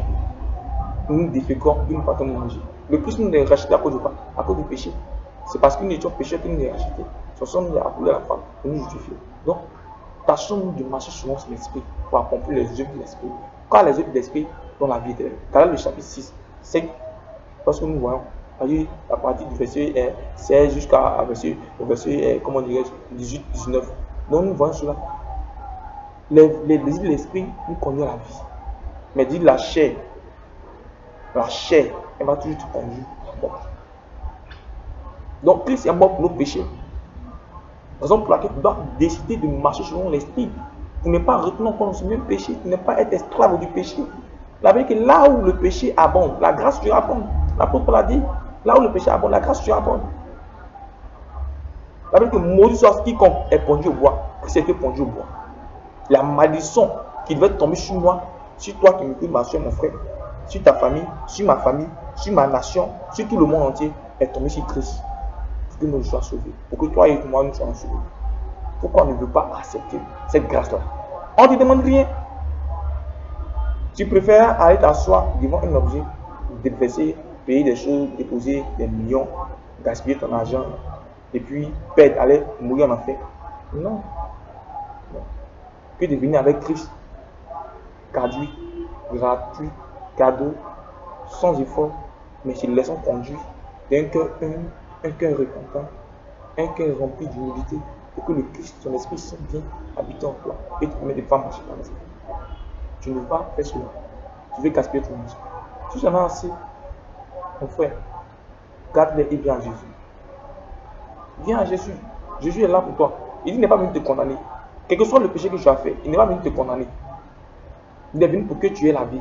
Il est venu pour que les bébés égarés aient la vie. Parmi les 99 bébés qui ont été conservés dans la bergerie, il y a une seule qui s'est égarée. Le Seigneur s'empresse à aller chercher cette bébé. C'est toi, c'est moi. C'est toi qui m'entends ce soir, ma soeur, mon frère. Il nous a récupérés. Écoute-le, sois humble, observe, mon frère, cette parole. Sois attentif, que ton cœur soit disposé à cette parole pour que le Seigneur puisse te racheter les œuvres des ténèbres. Donne ta vie à Jésus, mon frère, ma soeur. Viens à Jésus-Christ. Au verset 19, la Bible dit que, Galates chapitre 2, verset 19, la Bible dit, en effet, par la loi, moi, je suis mort, et la loi afin de vivre pour Dieu. Donc, je suis mort pour la loi qui est le péché. La loi me condamnait. La loi me condamnait. La Bible dit que malheur à quiconque observe la loi et la met en pratique. Donc, c'est une malédiction. Moi, d'observer la loi, il ne la met pas en pratique. C'est-à-dire, je l'observe, il ne la met pas en pratique. C'est une malédiction pour moi. Mais Christ a porté cette malédiction pour moi, pour que j'ai la vie. Lorsque j'accepte Christ, son œuvre parfaite est effectuée à la croix. L'œuvre excellente, le sacrifice parfait qu'il a fait. Par foi, je le reçois, pas par mes propres efforts, mais par la grâce que le Seigneur Jésus, son sang me procure. Par la grâce que le Seigneur Jésus, oh, vous bien aimé mon frère, ma soeur, son sang me déculpabilise. Son sang m'arrache des œuvres de l'ennemi. Son sang m'enlève de la ténèbres. Son sang me donne la vie éternelle. Son sang me donne la santé. Son sang me donne la joie. Mon frère, il n'y a point de sang qui pardonne le péché. Mon frère, nous ne sommes plus sur le temps de cette loi. Nous sommes sur le temps. La dispensation de la grâce. C'est ce pourquoi cette grâce-là se trouve en Jésus. Cette grâce-là, c'est par le sang de Jésus qui nous permet de pouvoir avoir vraiment le pardon du péché. Donc, par exemple, la parole va dire que, au verset 20, je suis crucifié avec Christ. Et ce n'est plus moi qui vis, c'est Christ qui vit en moi. Ma vie présente dans la chair, la vie dans la foi au Christ, au Fils de Dieu, qui m'a aimé et qui s'est livré lui-même pour moi. Christ s'est livré lui-même pour moi. Dans l'Ancien Testament, lorsqu'on faisait l'ablation, on tuait les animaux. C'est-à-dire qu'il mettait la main sur la tête de l'animal, je confessais tes péchés et rapidement l'animal mourait. Et ce sang-là permettait de pouvoir couvrir tes péchés. Mais on voit de la nouvelle année que le sang du Seigneur efface le péché, efface la racine, des racines. Quelle efficacité le sang de Jésus! Il nous rachète. Donc, voici la parole dit que ce n'est plus moi qui vis, moi qui étais menteur, moi qui étais voleur, moi qui étais hypocrite. Ce n'est plus moi qui vis. Je ne suis pas digne de vivre. Je ne mérite pas de la vie. Mais c'est plus moi qui vis. C'est le Christ qui vit en moi. C'est l'Esprit du Seigneur qui vit en moi. L'Esprit du Seigneur qui vit en moi. Je ne suis plus la même personne. Oui, les gens me voient de façon charnelle, de façon, du point de vue physique. Ils vont dire oui, c'est le même frère. C'est le même, c'est la même personne. Or, le Christ m'a donné une nouvelle vie. Je ne vis plus la vie que je vivais auparavant, mais je vis maintenant la vie du Seigneur, la vie de l'Esprit, parce que l'Esprit du Seigneur vit en moi. Donc voici comment est-ce que le Seigneur transforme. D'aucuns diront, oh mon frère, c'est la même personne. Non, c'est plus la même personnalité. La personnalité qui existait avant est morte par l'œuvre du Seigneur Jésus-Christ qui l'a fait sur la croix. Il est mort avec toute cette vieille nature. Et il est ressuscité. Et cette résurrection me donne une nouvelle vie. C'est tout. Et qu'est-ce que l'apôtre va nous dire ensuite? Vous qui pensez que vous êtes sauvés par les œuvres de la loi. Je ne rejette pas la grâce de Dieu. Car si la justice s'obtient par la loi, Christ est donc mort pour nous. Donc si toi tu veux être sauvé par les œuvres de la loi, si tu veux être sauvé par ta chair, si tu veux être sauvé par ton intelligence, si tu veux être sauvé par ton argent, si tu veux être sauvé par ton mental, si tu veux être sauvé par tes connaissances, si tu veux être sauvé parce que ton père est président, parce que ton père est ministre, parce que ton père est archibishop, parce que ton oncle est prophète, parce que ton oncle est quoi que ce soit, est qui que ce soit, est quoi que ce soit. Non! Si tu veux être sauvé par là, donc le Christ est mort cadeau. Donc c'est ton oncle qui va te sauver, c'est ton argent qui va te sauver, c'est tes biens qui vont te sauver. Donc c'est le Christ est mort cadeau. Mais Christ ne peut jamais mourir cadeau. Jamais, jamais, en aucun cas, Christ peut mourir cadeau. Si Christ n'est pas mon cadeau, c'est que ça proscrit rapidement cette loi par laquelle tu vas être sauvé. C'est le Christ, par Christ tu dois être sauvé. Mais laisse-moi te faire comprendre que la grâce n'exclut pas la loi. La grâce n'exclut pas la loi. Nous sommes sauvés par la grâce, par la foi en Jésus-Christ, par la grâce que Jésus-Christ nous a donné. Nous sommes sauvés par la foi, par la grâce, par le moyen de la foi en Jésus-Christ. Mais cette foi-là, cette grâce-là, cette foi-là n'exclut pas la loi. Cette grâce-là n'exclut pas la loi. Donc tu dois comprendre que c'est par la grâce, par le moyen de la foi que nous sommes sauvés. Mais par cette grâce-là, elle n'exclut pas la loi. Parce que dans cette grâce-là, l'Esprit du Seigneur va maintenant t'habiter. Et l'Esprit du Seigneur va te permettre de pouvoir marcher dans la voie du Seigneur. Va te permettre de pouvoir marcher selon cette voie. Et lorsque tu vas marcher, tu ne vivras pas par toi-même, mais tu vivras par l'Esprit du Seigneur. C'est-à-dire, c'est pas toi qui vas poser les actes, c'est l'Esprit du Seigneur qui va t'emmener à pouvoir marcher sur la voie du Seigneur. Donc, en aucun cas, tu ne seras justifié par toi-même tes œuvres. Donc, tu ne diras que Seigneur, je ne suis rien, je ne peux rien. Mais c'est par ton esprit qu'aujourd'hui, je peux fuir la convoitise, je peux fuir toutes sortes de péchés, je peux fuir toutes sortes de pratiques occultes. Parce que ton esprit vient en moi. Ce n'est pas par moi-même, ce n'est pas par mon intelligence, ce n'est pas par mes œuvres, ce n'est pas par mes diplômes, ce n'est pas par quoi que ce soit, ce n'est pas par ma maison. Rien. C'est parce que l'Esprit du Seigneur vient en moi. On va expliquer ce thème-là après. Lorsque nous allons prendre Galates encore 4, versets 4 à 5, la Bible dit que mais lorsque les temps furent accomplis, Dieu a envoyé son Fils né d'une femme née sous la loi, afin de racheter ceux qui étaient sous la loi. Donc ceux qui étaient sous la loi, ils étaient vraiment dans une angoisse pas possible. Je ne fais pas ça. Je ne dois pas faire ça. Dès qu'il fait, il a des problèmes. Parce que la chair ne peut pas accomplir totalement les œuvres de la loi. Mais c'est l'Esprit du Seigneur qui peut nous permettre de pouvoir vivre une vie libérée en Christ. Donc afin de racheter ceux qui étaient sous la loi, pour que nous recevons l'adoption, et parce que vous êtes des fils de Dieu, a envoyé dans nos cœurs l'esprit de son Fils qui crie Abba Père. Ainsi, tu n'es plus esclave, mais fils. Si tu es fils, tu es aussi héritier grâce à Dieu. Grâce à Dieu, tu es héritier de Christ. Donc nous ne sommes plus esclaves du péché, nous ne sommes plus sous la loi. Parce que la grâce du Seigneur que nous avons reçue, pas dans notre propre gré, nous permet de pouvoir être au-dessus de cette loi. Mais pas être en dessous de cette loi. Pas que le péché nous domine, mais l'Esprit du Seigneur nous permet de pouvoir marcher dans la vérité. Donc lorsque nous prenons aussi Luc chapitre 24, verset 46 à 47, nous allons prendre Luc chapitre 24, verset 46 à 47. Qu'est-ce qu'il dit? Et il a dit, ainsi il est écrit que le Christ souffrirait, qu'il ressusciterait d'entre les morts le troisième jour, et que la repentance en vue du pardon des péchés serait prêchée en son nom à toutes les nations, à commencer à Jérusalem.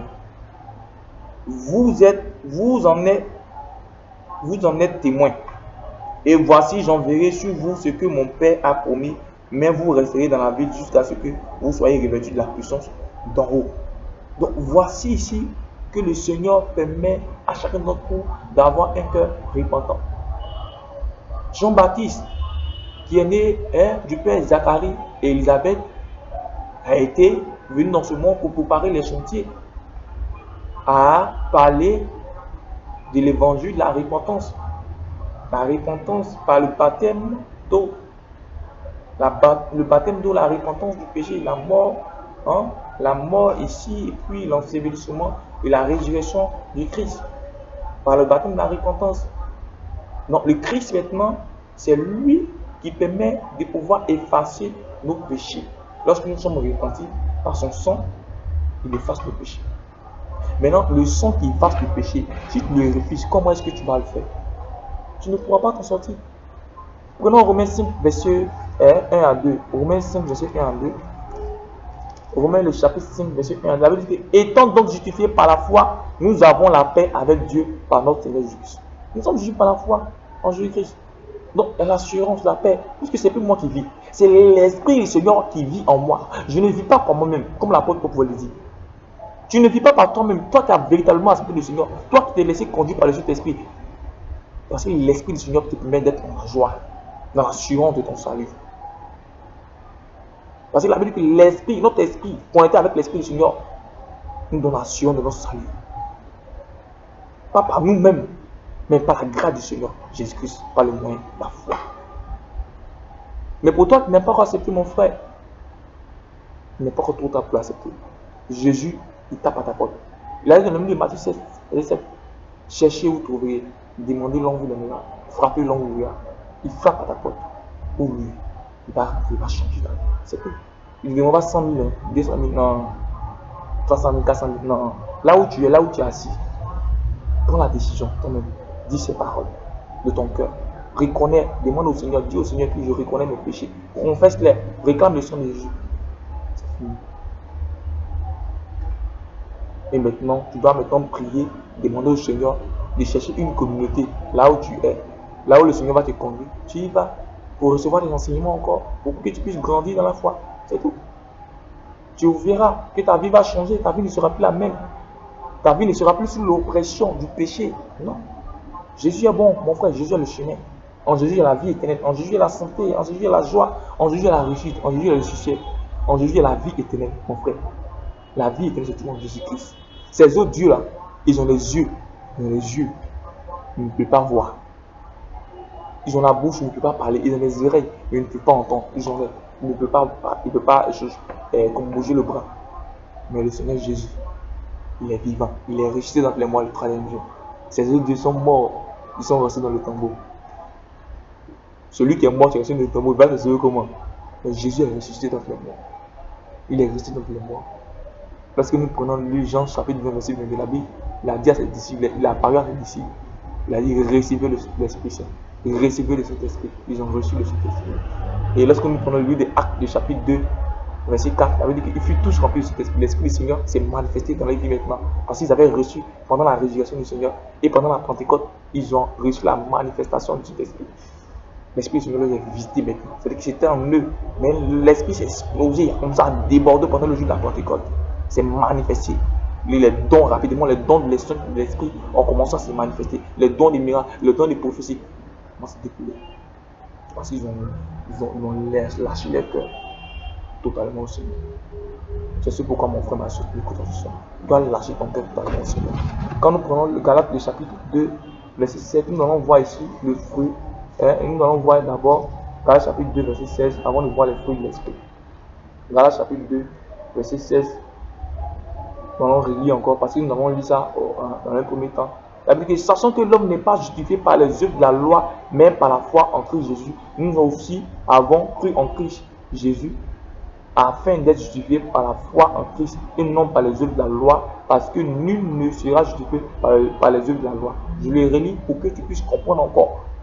Je le relis pour que tu puisses comprendre. La Bible dit par la foi qu'Abraham fut juste. Il était justifié par la foi parce qu'il a cru en Dieu là. Il a eu foi en Dieu. Quand nous prenons Galates le chapitre 3, à partir du verset 13, la Bible dit que Christ nous a racheté de la malédiction de la loi, étant devenu malédiction pour nous, car il a été maudit soit quiconque est pendu au bois. Donc il était malédiction pour nous, il était fait malédiction pour nous. Il a payé tout pour toi. Toi tu veux quoi encore? Tu vas aller tuer un animal pour pouvoir faire sacrifice. Sacrifice quoi? Pour avoir l'argent. La Bible dit l'or et l'argent appartiennent à Dieu. Tu as fait qu'avoir l'argent. À cause de l'argent, tu appelles la vie éternelle. La vie éternelle n'est pas beaucoup. Elle n'est pas beaucoup. Elle n'est pas beaucoup. Elle n'est pas beaucoup. Elle est limitée. La vie après la mort, elle est illimitée. La vie éternelle, elle est définie, elle n'est pas bien déterminée. Elle n'est pas fermée. Fermée à gauche, fermée à droite. Mais la vie après la mort est définie d'un nombre réel jusqu'à l'infini. Jusqu'à l'infini, c'est-à-dire qu'elle est illimitée. Il n'y a pas de fin. C'est cette vie-là que tu loues. Ne loue pas ça, mon frère. Ne loue pas cette vie-là. C'est ce pourquoi on va prendre Actes, le chapitre 4, hein, verset 12. Actes, chapitre 4, verset 12, pour lire encore. Nous sommes en train de donner des versets pour voir, pour comprendre, pour te dire que nous ne sommes pas en train de raconter des paroles vociférées. Non, nous sommes en train de dire la vérité, mon frère, ma soeur. Actes, chapitre 4, verset 12. Actes, le chapitre 4, la Bible dit que le salut ne se trouve en aucun autre nom. En aucun autre, car il n'y a sous le ciel aucun autre nom donné parmi les hommes par lequel nous devions être sauvés. Lorsqu'il vint l'assurance de Pierre et de Jean, il fut étonné car il se rendait compte que c'étaient des gens du peuple sans instruction. Il les reconnaissait pour avoir été avec Jésus. Donc, on voit ici Pierre et Jean étaient en train de dire, donne la bonne nouvelle. La parole du Seigneur dit qu'il n'y a pas de salut en aucun autre nom. Il n'y a pas un autre nom que le Seigneur a donné dans ce monde. Dieu a donné dans ce monde. Dieu le Père a donné dans ce monde pour que nous soyons sauvés. Ce n'est qu'au Fils unique, Jésus-Christ, qui nous donne par son esprit. Qui nous donne son Esprit Saint, l'Esprit Saint, l'Esprit Saint, l'Esprit de Dieu, l'Esprit de Jésus, l'Esprit de sainteté, l'Esprit de paraclet. Pour pouvoir marcher dans la parole du Seigneur. Donc il n'y a pas un nom par lequel nous devons être sauvés. Il n'y a pas un nom. Il n'y a pas un autre nom si ce n'est que le nom de Jésus. Mais tu veux quoi? Tout est là. Tu veux quoi? La vérité là, il n'y a pas une autre vérité, c'est tout dans ce monde. Si ce n'est que la parole du Seigneur. La seule vérité là, la seule vérité, c'est Jésus-Christ. La réalité là, elle est limitée. La réalité là, elle est limitée. Mais la vérité, elle n'est pas limitée. Parce que la vérité est inclue. Dans la vérité, il y a la réalité. Mais dans la réalité, il n'y a pas la vérité. Il n'y a pas la vérité. La réalité là, elle est limitée. La réalité n'est pas la vérité. Mais la vérité est la réalité. Car la vérité c'est Jésus. La vérité c'est la parole. La vérité c'est le Christ sauveur, lui de l'humanité. Celui qui a été crucifié pour nous, celui qui a payé pour nos prix à la croix de Golgotha. Nous voyons qu'il n'y a point de salut en aucun autre nom si ce n'est que le nom de Jésus-Christ. Il n'y a point de salut en aucun autre nom si ce n'est que le nom de Jésus-Christ. Mon frère, ma soeur, que veux-tu? Il n'y a pas un autre nom qui sauve. Jésus a dit, je suis le chemin, le seul chemin qui mène au Père. Il est l'intercesseur, l'intermédiaire entre le Père et les hommes. Il n'y a pas deux chemins. Il n'y a pas trois chemins. Il y a des éléments, il y a des éléments périphériques. Non, ne sois pas de façon périphérique, sois de façon intégrée. Car le Christ est intégré. Le Christ est intégré. Il est intégré. Ne sois pas de façon périphérique. Le périphérique peut d'un moment à l'autre être attaché, se détacher. Mais l'intégré ne peut pas être détaché. C'est impossible. Christ est intégré. Les éléments périphériques sont à côté. Non, je te dis Christ, je ne te parle de Christ, je te parle de Jésus-Christ, le sauveur du monde. Je ne te parle de quelqu'un d'autre. Je ne suis pas venu te parler d'un homme. Je ne suis pas venu te parler d'une personnalité charnelle, hein, une personnalité mortelle.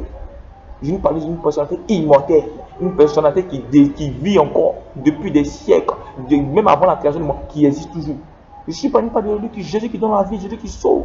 Ton problème que tu traverses, mon frère, ta maladie que tu cours, mon frère, Jésus guérit la maladie.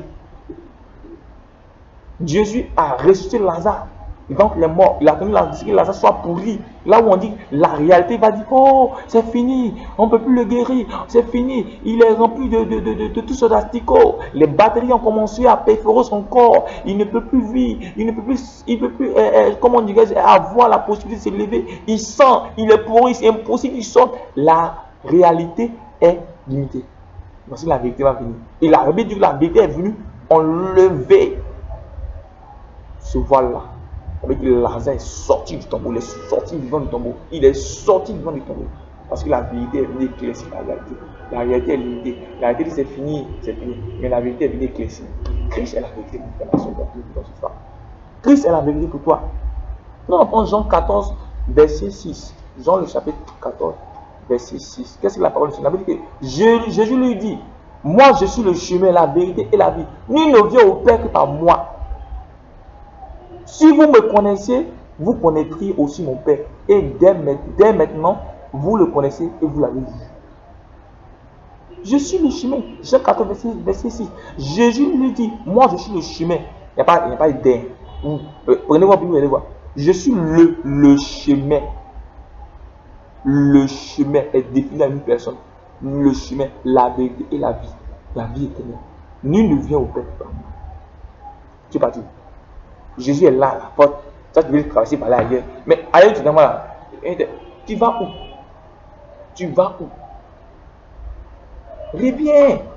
Il revient. Il n'est pas trop tard pour toi. Ma soeur, toi, tu m'écoutes ce soir. Jésus est le chemin.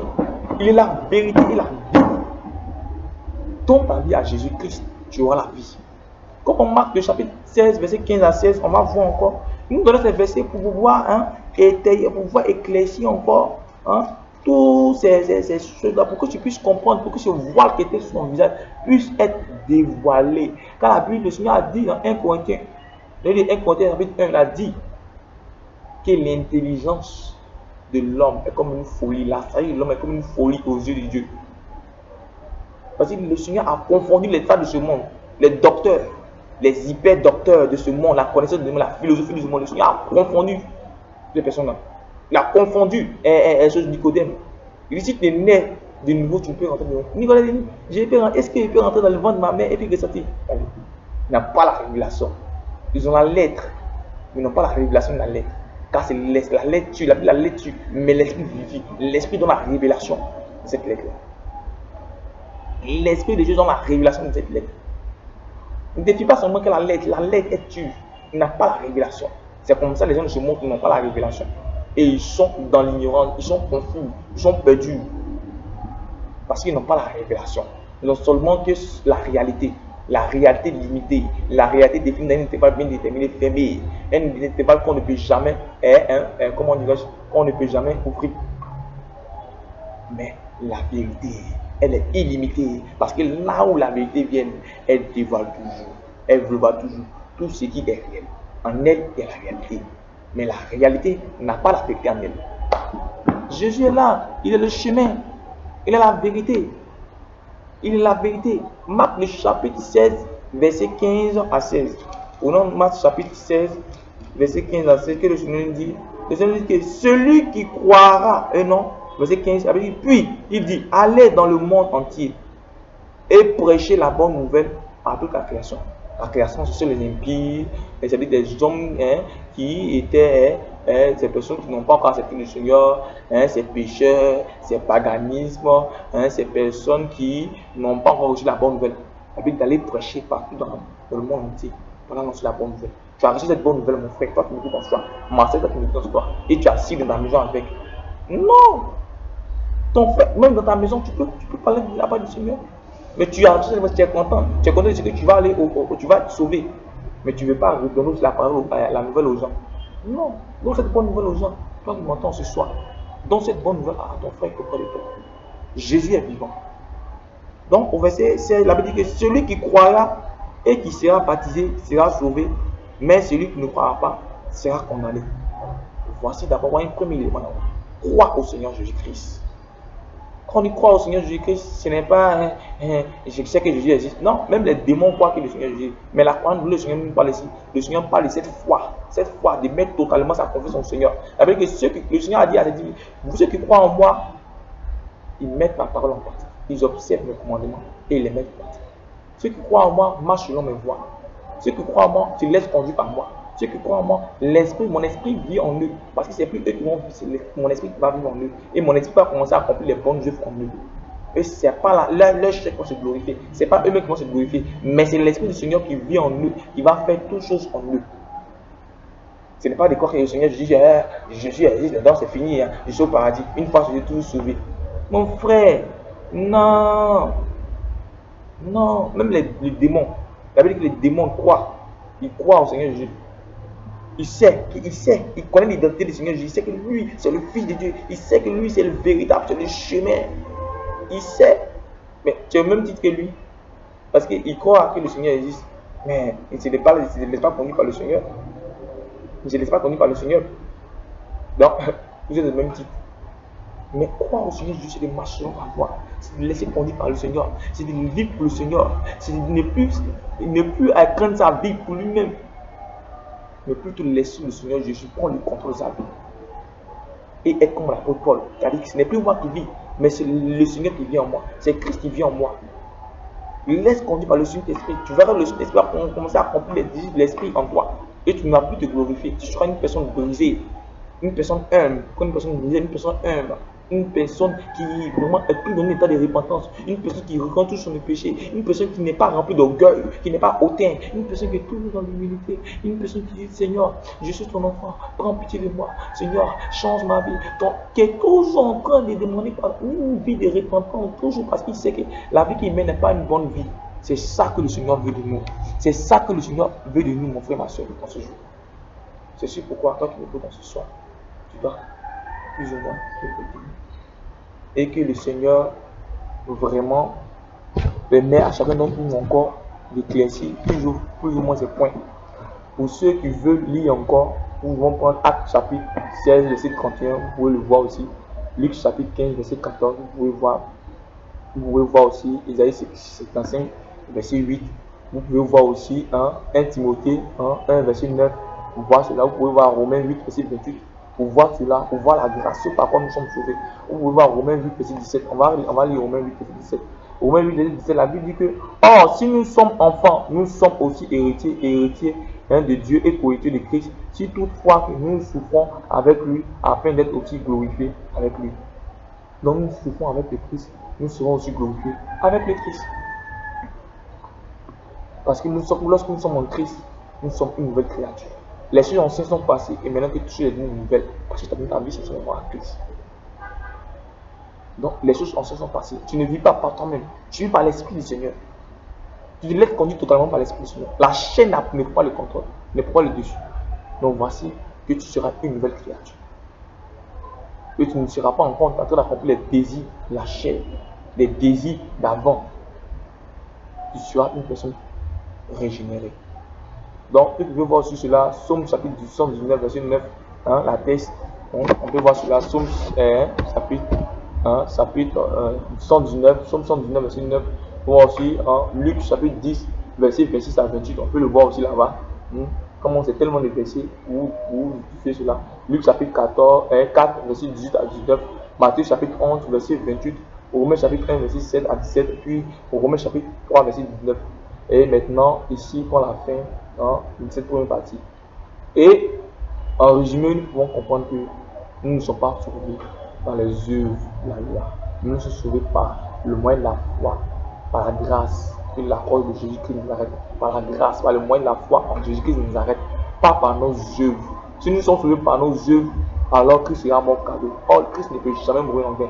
Donc nous sommes sauvés par la grâce. Donc lorsque tu as accepté le Seigneur Jésus, tu vis par la grâce. Tu vis par la grâce du Seigneur Jésus-Christ nous arrête. Donc, nous allons voir par la suite que si nous sommes sauvés par la grâce, comment est-ce que nous devons marcher maintenant pour avoir la vie éternelle? Si nous avons reçu la foi, nous avons accepté par la foi cette grâce-là, mais comment est-ce que nous devons marcher pour avoir cette vie éternelle? C'est ce que nous allons voir par la suite. Et je rappelle par là que la grâce n'exclut pas la loi. La grâce n'exclut pas la parole du Seigneur. La grâce n'exclut pas les préceptes du Seigneur. La grâce, pas parce que tu as séduit par la grâce que tu vas te permettre de vivre n'importe comment dans le péché, par-ci, par-là. Non, on va éclaircir celui-là dans la prochaine leçon. Que le Seigneur Jésus nous donne encore son esprit, c'est en fait de pouvoir comprendre toute sa parole et que sa miséricorde soit sur votre vie et que la possession de vie soit sur votre vie et que le Seigneur bénisse tout le monde entier. Shalom.